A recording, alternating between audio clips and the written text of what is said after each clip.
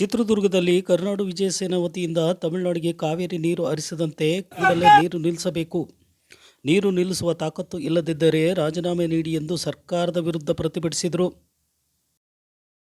ಕರ್ನಾಟಕ ರಾಜ್ಯದಲ್ಲಿ ಭೀಕರ ಬರಗಾಲ ತತ್ತರಿಸುತ್ತಿದ್ದು, ವಾಡಿಕೆಗಿಂತ ಕಡಿಮೆ ಮಳೆ ಬಂದಿದ್ದು, ನಮಗೆ ಕುಡಿಯಲು ನೀರಿಲ್ಲ ಹಾಗೂ ಬೆಳೆಗೆ ನೀರಿಲ್ಲ ಎಂದು ಹೇಳಿದರೂ ಸಹ ತಮಿಳುನಾಡು ಸರ್ಕಾರ ಖ್ಯಾತೆ ತೆಗೆಯುತ್ತಿದ್ದು, ಇದನ್ನು ಬಗೆಹರಿಸುವ ನಿಟ್ಟಿನಲ್ಲಿ ಸರ್ಕಾರಿ ಕೆಲಸ ಮಾಡುತ್ತಿಲ್ಲ.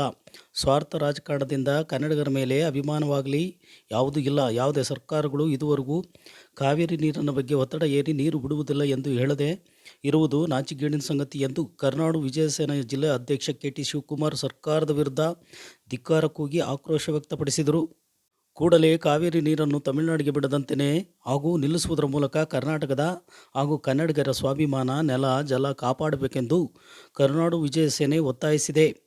ಇದೇ ರೀತಿ ನೀವು ತಮಿಳುನಾಡಿಗೆ ನೀರು ಹರಿಸುವುದನ್ನು ನಿಲ್ಲಿಸಿದ ಪಕ್ಷದಲ್ಲಿ ಮುಂದಿನ ದಿನಗಳಲ್ಲಿ ನಾವು ಕರ್ನಾಟಕದಾದ್ಯಂತ ಎಲ್ಲ ಶಾಸಕರುಗಳ ಮನೆ ಹಾಗೂ ಶಾಸಕರ ಭವನಕ್ಕೆ ಬೀಗ ಹಾಕುವುದರ ಮೂಲಕ ಉಗ್ರವಾಗಿ ಪ್ರತಿಭಟನೆ ಹಮ್ಮಿಕೊಳ್ಳಲಾಗುವುದು ಎಂದು ಸರ್ಕಾರಕ್ಕೆ ಎಚ್ಚರಿಕೆ ಕೊಟ್ಟರು. ನಂತರ ಉಪವಿಭಾಗಾಧಿಕಾರಿಗಳಿಗೆ ಮನವಿಯನ್ನು ಸಲ್ಲಿಸಿದರು. ಈ ಸಂದರ್ಭದಲ್ಲಿ ಕರುನಾಡು ವಿಜಯ ಸೇನೆಯ ಜಿಲ್ಲಾಧ್ಯಕ್ಷ ಕೆ.ಟಿ. ಶಿವಕುಮಾರ್, ಜಿಲ್ಲಾ ಉಪಾಧ್ಯಕ್ಷ ಮುಜಾಹಿದ್, ಚಿತ್ರದುರ್ಗ ನಗರ ಅಧ್ಯಕ್ಷ ಅವಿನಾಶ್, ಜಿಲ್ಲಾ ಕಾರ್ಯದರ್ಶಿ ಜಗದೀಶ್, ಚಳ್ಳಕೆರೆಯ ಪಾಂಡು ಹಾಗೂ ಪದಾಧಿಕಾರಿಗಳು ಈ ಒಂದು ಪ್ರತಿಭಟನೆಯಲ್ಲಿ ಪಾಲ್ಗೊಂಡಿದ್ದರು.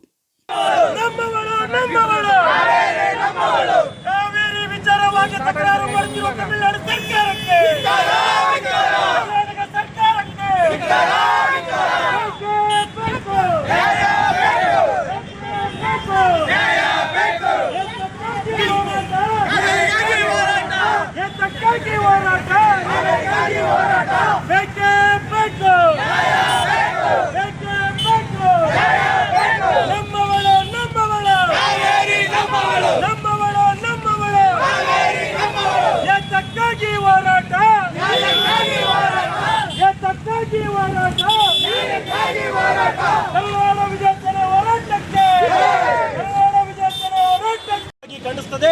ನಿಜವಾಗ್ಲೂ ಇವರಿಗೆ ಆಗಲ್ಲ ಅಂತಂತಂದ್ರೆ ಇವರೆಲ್ಲ ಪಕ್ಷದವರು ರಾಜೀನಾಮೆ ಕೊಡ್ಲಿ. ಯಾಕಪ್ಪ ಇಂತಹ ರಾಜಕಾರಣವನ್ನ ಮಾಡಬೇಕು? ಮತ ಬ್ಯಾಂಕಿಗೋಸ್ಕರ ಎಲ್ಲ ಪಕ್ಷಗಳು ತಮಿಳುನಾಡಿಗೆ ಓಲೈಕೆಯಾಗಿ ಮಾಡ್ತಾ ಇದೆ.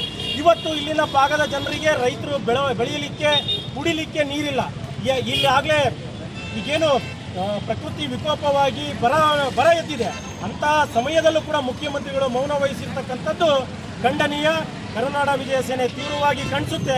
ಮುಂದಿನ ಬಾರಿ ಕರ್ನಾಟಕ ಬಂದಿಗೆ ಕರೆ ಕೊಡುವ ಬದಲು ರಾಜ್ಯದ 224 ಶಾಸಕರ ಮನೆಗಳಿಗೆ ಬೀಗ ಹಾಕುವ ಮುಖೇನ ವಿಭಿನ್ನ ಹೋರಾಟವನ್ನು ಕರುನಾಡ ವಿಜಯ ಸೇನೆ ಮಾಡುತ್ತೆ ಅಂತೇಳಿ ಎಚ್ಚರಿಕೆ ನೀಡ್ತಾ ಇದೆ. ಅದೇ ರೀತಿ ಸಮೃದ್ಧಿ ಕರ್ನಾಟಕ ಸಂಘಟನೆ ರಾಜ್ಯಾಧ್ಯಕ್ಷರು ಮತ್ತು ಪದಾಧಿಕಾರಿಗಳು ಅವರು ಕೂಡ ಬೆಂಬಲವನ್ನು ಸೂಚಿಸಿ ಈ ದಿನ ಹೋರಾಟ ಮಾಡ್ತಾರೆ. ಅವ್ರಿಗೂ ಕೂಡ ಧನ್ಯವಾದ ಹೇಳ್ತೀನಿ. ಏನು ರಾಜ್ಯಾದ್ಯಂತ ಬಂದಿಗೆ ಕರೆ ಕೊಟ್ಟಿದ್ದಾರೆ. ಇವತ್ತು ಚಿತ್ರದುರ್ಗ, ಮಧ್ಯ ಕರ್ನಾಟಕದ ಪ್ರತಿಯ ನೋವುಗಳಿಗೂ, ಯಾವುದೇ ಜಿಲ್ಲೆಯ ನೋವುಗಳಿಗೂ ಸ್ಪಂದಿಸುವಂತಹ ಗುಣ ಚಿತ್ರದುರ್ಗದ ಹೋರಾಟಗಾರರಿಗಿದೆ. ಅದೇ ರೀತಿ ಕರುನಾಡ ವಿಜಯ ಸೇನೆ, ಸಮೃದ್ಧಿ ಕರ್ನಾಟಕ, ಈಗೇನು 2 ಸಂಘಟನೆಯನ್ನು ನಾವು ಮಾಡ್ತಾ ಇದ್ದೀವಿ, ಇವತ್ತಿನ ಬಂದಿಗೆ ಒಂದು